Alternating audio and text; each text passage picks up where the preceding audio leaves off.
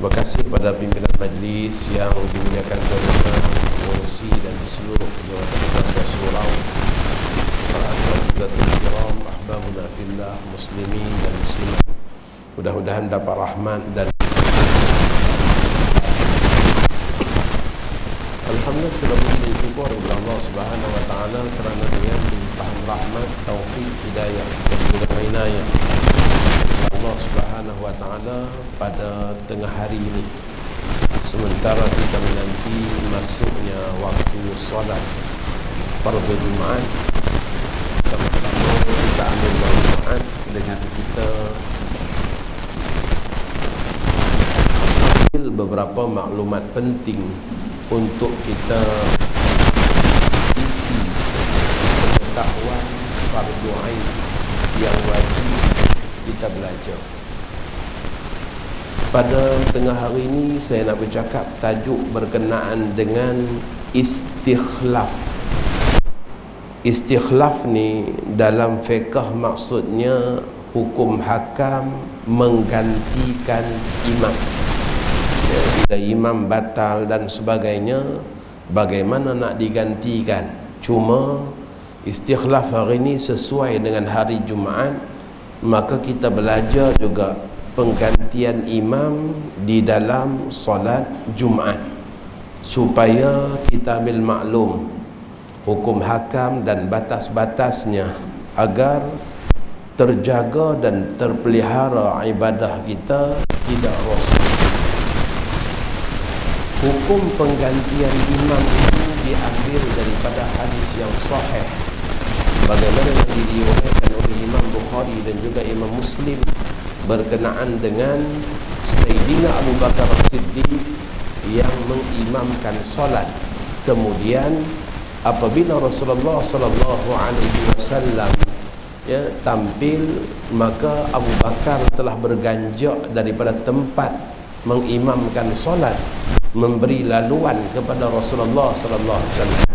Sedangkan solat telah pun berjalan, tetapi disebabkan Abu Bakar melihat Nabi kita yang keluar, maka Abu Bakar berganjak ke tepi, sehingga Nabi kita sallallahu alaihi wasallam ke depan dan mengimamkan solat, menyambung apa yang telah dilakukan oleh Abu Bakar As-Siddiq. Pernah juga dalam satu kejadian, bagaimana dengan Rasulullah sallallahu alaihi wasallam pergi menyelesaikan satu pertikaian antara Bani Salim bin Amr di luar daripada kota Madinah.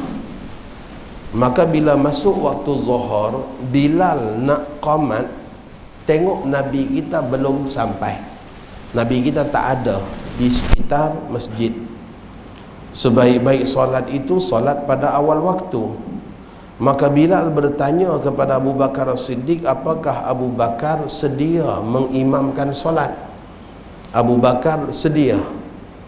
Di sini juga menunjukkan kepada kita satu contoh dan adab bagaimana qamat itu sebenarnya adalah hak imam. Qamat ni tuan-tuan, hak imam. Qamat bukan hak para jemaah. Jemaah jangan duk bagi tekanan pada Bilal. Qamat dah, tunggu apa lagi? Jam digital dah bunyi. Sebab dia tengok bagi masa 15 minit. Jam bunyi aja, qamat dah, tunggu apa lagi? Qamat sebenarnya hak imam. Makruh kita qamat kalau imam belum ada. Makruh qamat. Maka cari imam dulu. Yang duk jadi di surau-surau, dia qamat dulu.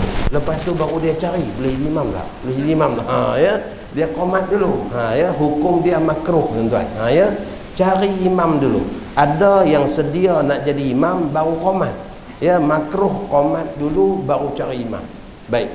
Maka Abu Bakar pun sedia jadi imam solat zuhur. Elok Abu Bakar takbir, sebahagian jemaah takbir, tiba-tiba Nabi kita sampai. Jemaah bagi isyarat, tepuk tangan ni, bagi isyarat pada Abu Bakar supaya Abu Bakar menoleh.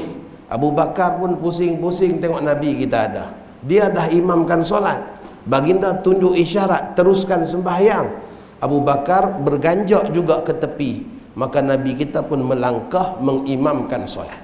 Ya, maka di sinilah kata para ulama dalil menunjukkan bolehnya berlaku penggantian imam. Maka penggantian imam itu ada dalam beberapa situasi dan keadaan. Pertama, apabila tuan imam sendiri yang batal. Kalau imam sendiri yang batal mudah, sebab imam dah batal dah. Viral baru ni ada orang kata bila imam dah batal, imam ucap subhanallah, tunggu sampai orang belakang bergerak ke depan.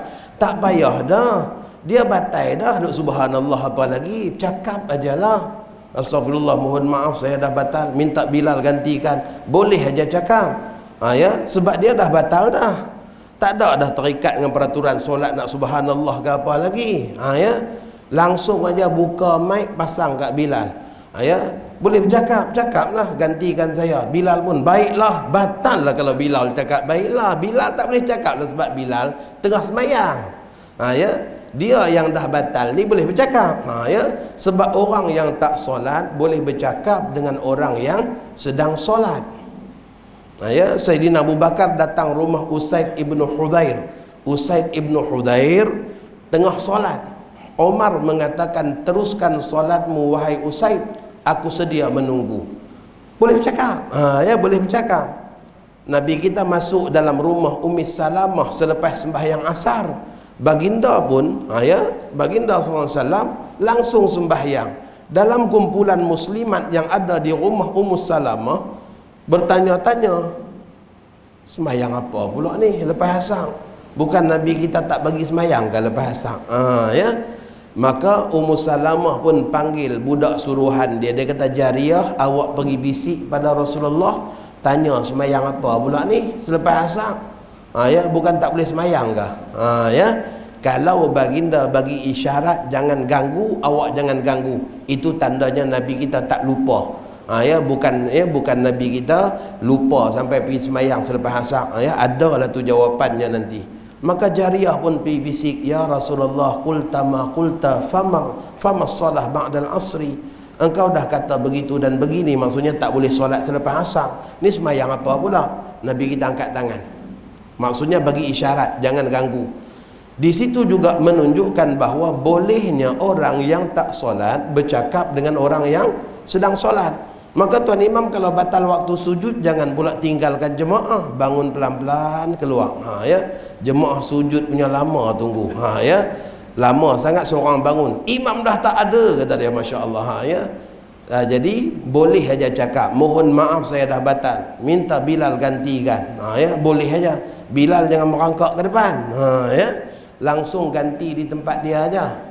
Jangan pula mentang-mentang imam tengah sujud kata dah batal, Bilal pun merangkak pelan-pelan ke depan ganti. Bukan. Ya, jadi ganti itu dia ada peraturan dia, ada caranya. Maka penggantian yang pertama ketika mana imam sendiri batal dan imam keluar daripada sembahyang.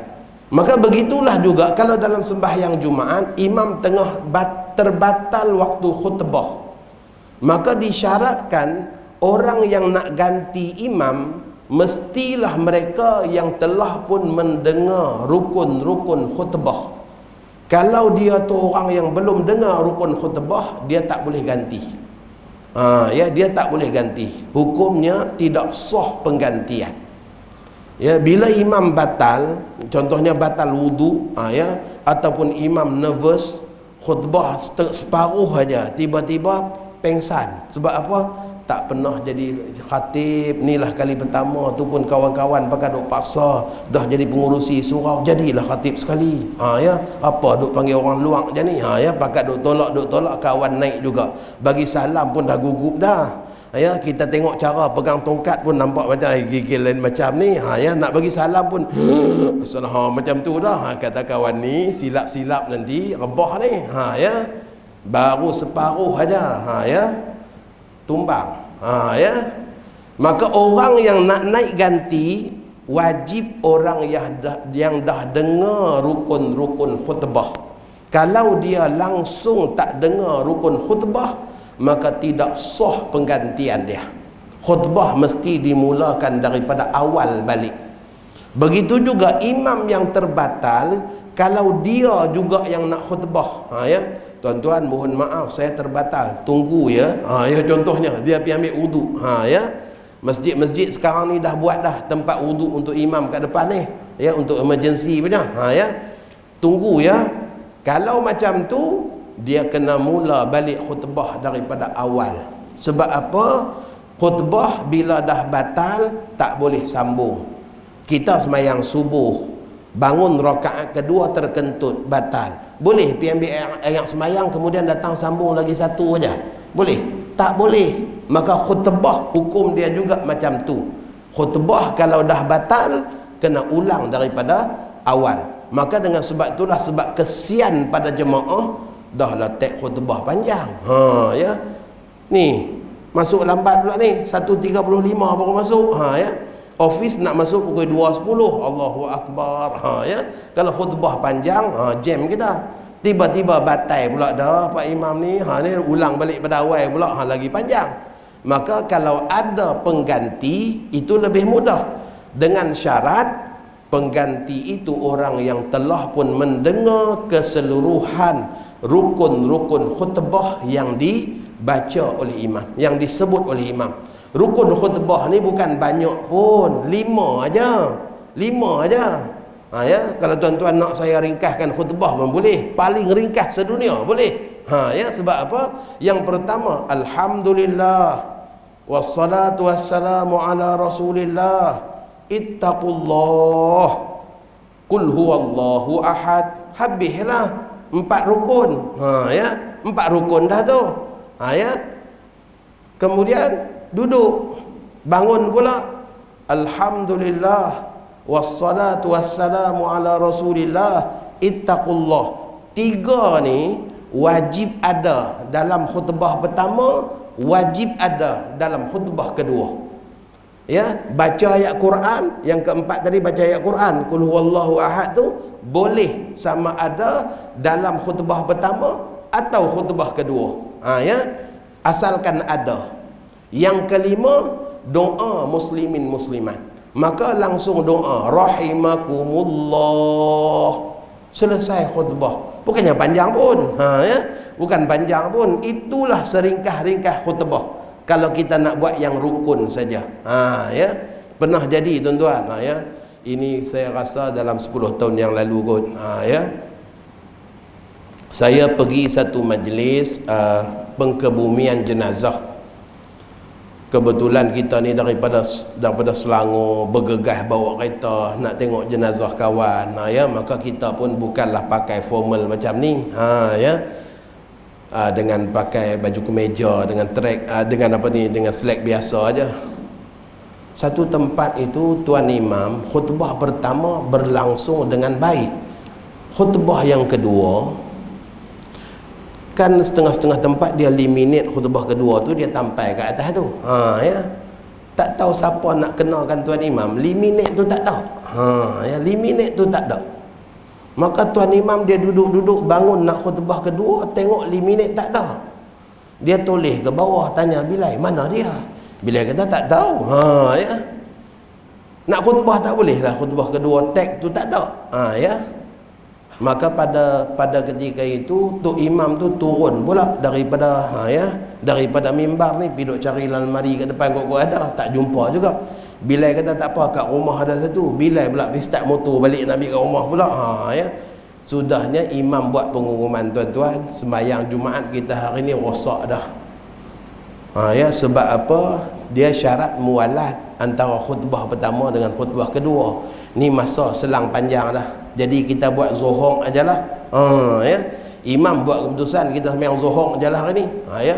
Maka kita ada dalam majlis, kita pun kata tuan minta maaf, Jumaat ni kalau terbatal dan masih ada waktu zuhur yang panjang, wajib buat Jumaat, bukan wajib buat zuhur. Kita wajib ulang Jumaat. Kalau pandai sangat hang baca khutbah dia kata. Ya, kita tahulah sebab tag kedua tak ada. Ya.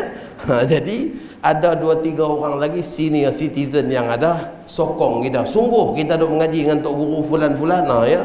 Tak boleh buat zuhur, haram. Satu kampung tanggung hukum haram tak sembahyang Jumaat. Ya. maka akhirnya ya dia merajuk pula dah, tak naik-naik dia jadi imam, ya. Maka ditolak-tolak kita pun, ya.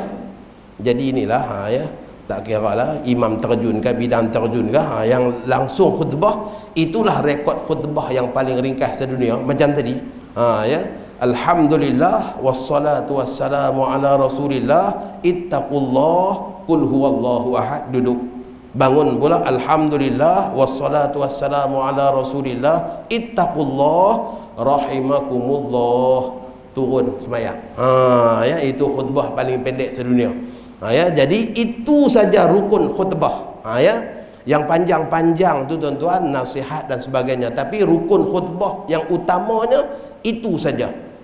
Ya, maka syarat yang kita katakan tadi, orang yang nak menggantikan, ya, orang yang nak menggantikan imam tu wajib sudah pun mendengar rukun-rukun khutbah yang lalu. Kalau dia langsung tak dengar, tak boleh dia ganti, kerana tidak sah Jumaat. Ya, tidak sah Jumaat, kena ulang semula daripada awal. Itu kalau berlaku penggantian imam di dalam khutbah, sama ada khutbah pertama atau khutbah yang kedua. Penggantian imam dalam solat Jumaat juga boleh berlaku, iaitu selepas selesai khutbah. Ya, orang lain baca khutbah, orang lain jadi imam. Ya, kita duk jemput ustaz-ustaz kita datang ceramah kadang-kadang, ya, jemput tazkirah, ya, tapi sebab waktu tazkirah tu ringkas, maka rasa tak puas, minta ustaz pula yang jadi, ya, yang baca khutbah. Tapi bila time imam tempatan pula naik jadi imam, ya, duk jadi macam tu, ya. Tuan-tuan, dalam mazhab Syafi'i boleh, tapi kalau dalam mazhab Maliki tidak boleh.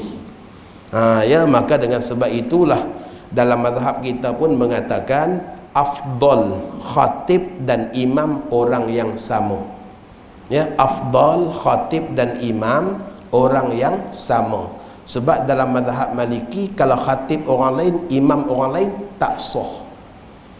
Ya, sebab dalam hadis Nabi sebut wal imamu yakhtub min yaumil jumu'ah, imam sedang berkhutbah, bukan kata khatib sedang berkhutbah, imam berkhutbah. Ya, maka dengan sebab tu disyaratkan imam dia juga yang dia khutbah, dia juga yang mengimamkan solat. Adapun pandangan jumhur, ya, termasuk mazhab kita mazhab Syafi'i, boleh orang lain jadi imam dengan syarat yang nak jadi imam tu yang dah dengar semua rukun-rukun khutbah yang telah disampaikan. Kalau dia nak jadi pengganti imam, ya, mengimamkan Jumaat, tetapi dia langsung tak dengar, waktu duk khutbah pang khutbah ni dia tak ada lagi, ya, khatib turun daripada mimbar aja, dia pun baru parking kereta, ya, baru duk bergegas masuk, ustaz lambat ke, itulah jam kata, sila jadi imam, maka hukum dia tak sah Jumaat. Ya, hukumnya tidak sah Jumaat, kerana dia orang yang tak dengar langsung rukun-rukun khutbah.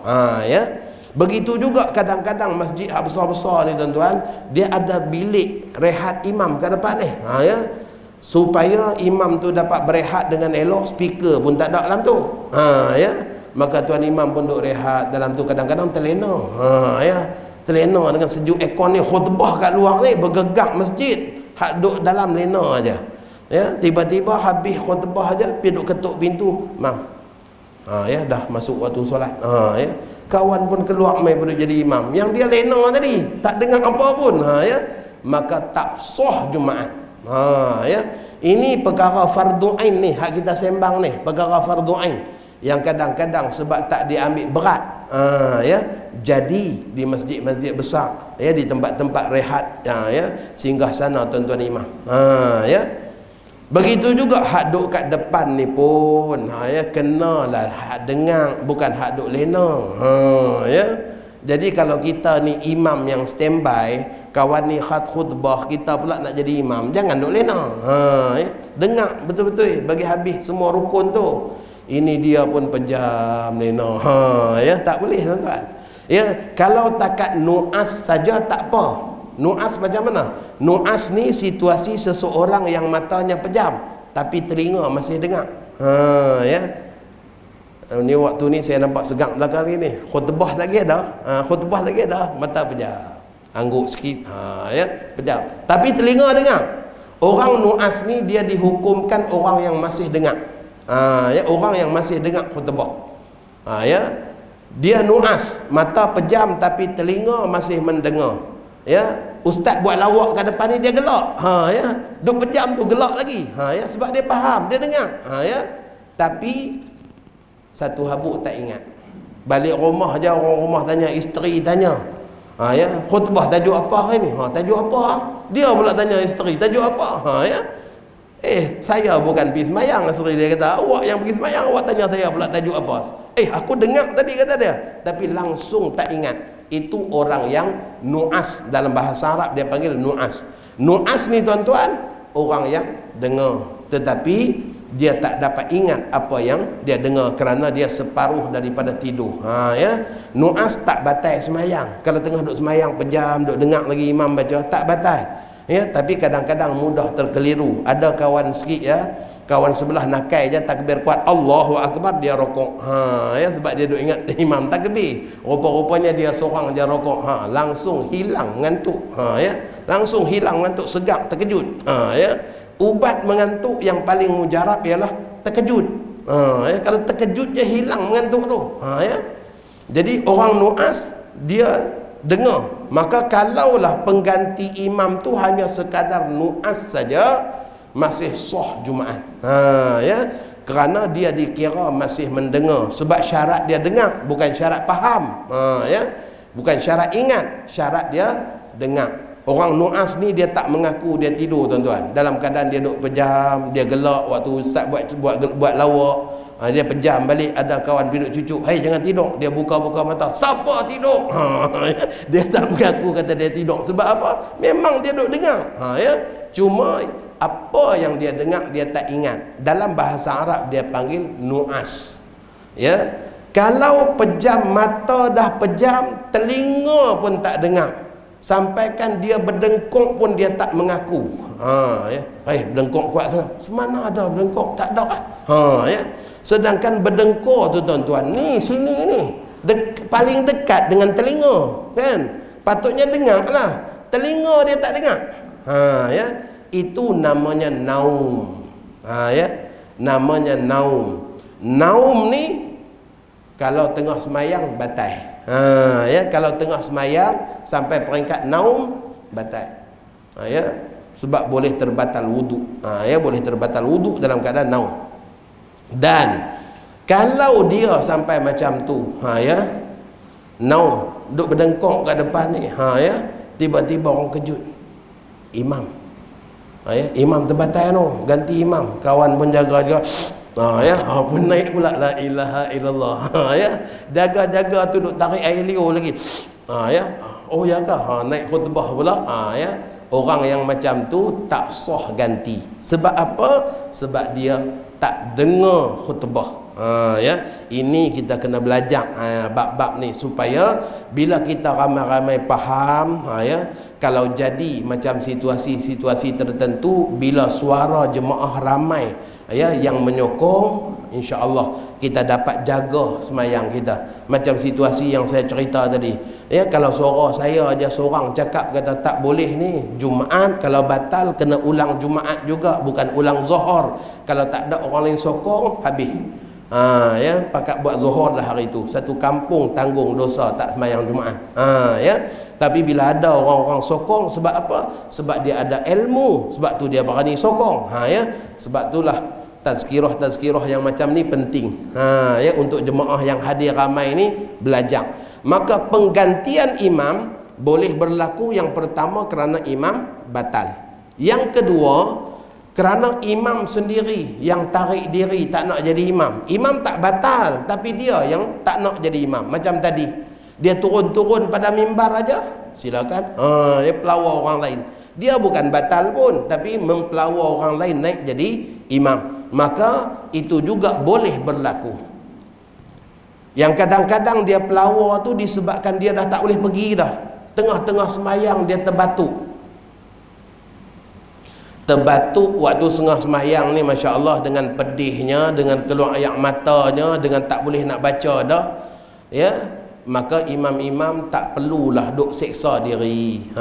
Ya, boleh saja turunkan tangan ni, ya, berganjak ke tepi, turunkan tangan, tunjuk tempat berdiri kita tu pada orang belakang. Bila imam buat macam tu, orang belakang kena faham, itu tandanya tuan imam minta dia ganti. Ya, tuan imam minta dia ganti. Ini imam dah ke tepi tunjuk tangan, dia dah buat tak tahu juga. Sudah. Ya, jam lah kawan ni. Ya, aku duk panggil dah ni tak mari-mari juga. Ya, sebab tu yang kat belakang tu kena tahu. Ya, setengah-setengah masjid dia letak 3 sejadah orang yang paling utama untuk duduk di belakang imam. Sebab apa? Kalau jadi apa-apa dia ready. Ganti.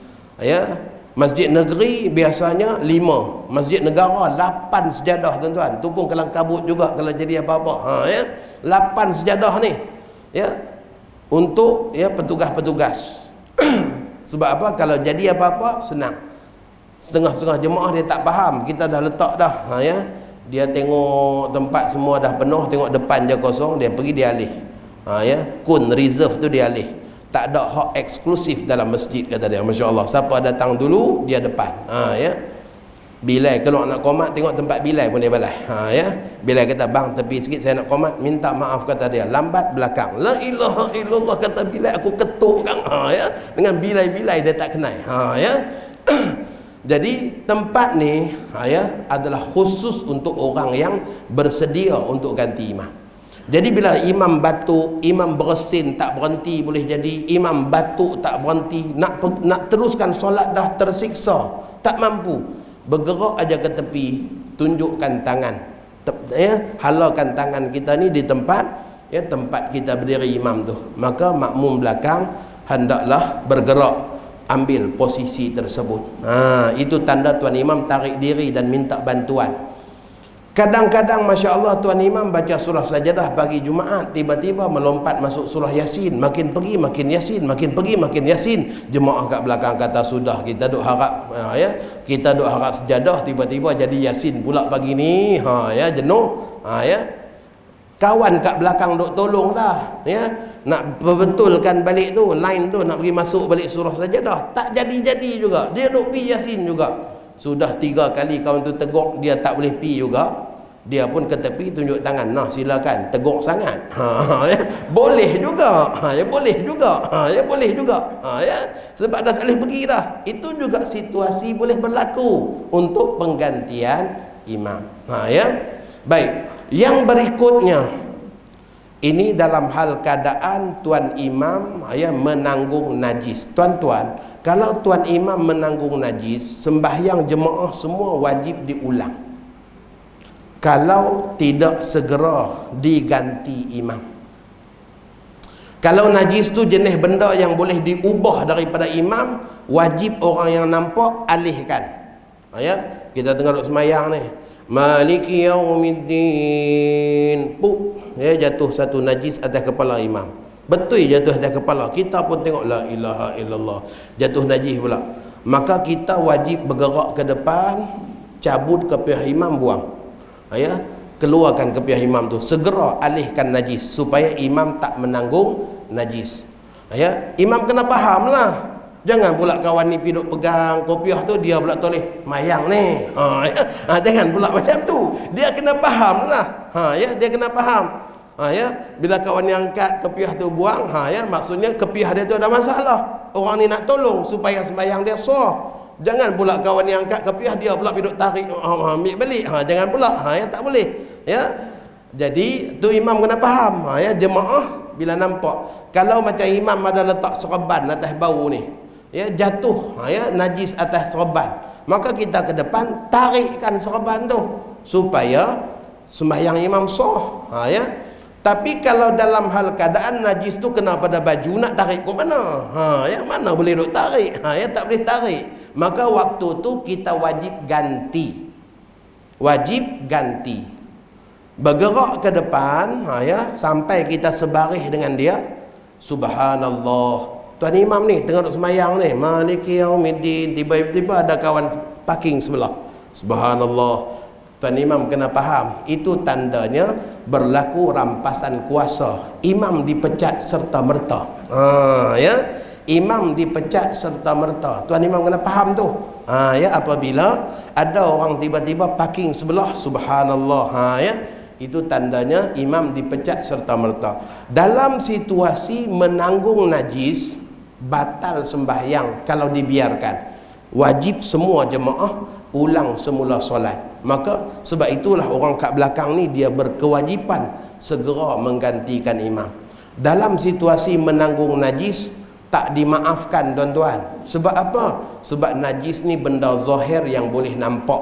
Lainlah kalau najis tu dalam baju imam, kita tak nampak, ya, maka itu dimaafkan. Tetapi kalau najis yang jelas kelihatan, wajib diganti dengan segera. Ya, kalau tak diganti, solat jemaah semuanya wajib diulang semula. Maka berbeza juga dengan hadas. Hadas kita tak nampak. Tengok seseorang macam ada wudu, hanya kawan tu dah 8 kali kentut, kita mana tahu. Ya, hadas situasi yang kita tak nampak. Kalaulah tiba-tiba selepas sembahyang tuan imam buat pengakuan, ya, berani, astagfirullah, mohon maaf saya lupa mandi wajib, la ilaha illallah, contohnya lah, ya, contohnya, ya, imam berlari-lari keluar masjid, mohon maaf aku lupa mandi wajib, kata imam, ya, maka sembahyang jemaah yang ada semuanya sah. Sebab apa? Sebab hadas dimaafkan, ya, kerana kita tak nampak, ya, kita tak tahu, ya, maka situasi itu dimaafkan. Begitulah juga kalau tuan imam sembahyang tanpa niat, juga dimaafkan. Ya, sebab niat juga benda yang tak zahir, tak nampak. Ya, kita singgah satu surau, ya, singgah satu surau, tengok seseorang masya Allah sembahyang punyalah sedap, ya, kita pun ikut dengan dia. Ya, alhamdulillahi rabbil alamin, Ar-Rahmanir Rahim. Masya Allah, macam Masyar Rashid Al-Afashi, ya. Kita duk dengar suara di radio aja, ni live jadi imam, ya. Lepas semayang kita pun salam, shake hand, tahniah hantar jadi imam. Mana rasa terkedu sungguh, ya, terharu, ingat macam pergi umrah dulu. Kata dia tu belum niat lagi, kalau niat lagi sedap, la ilaha illallah, ya. Tu belum niat lagi, kata dia, kalau niat lagi sedap, ya. Maka pada ketika itu sembahyang kita macam mana? Hukumnya sah. Disebabkan apa?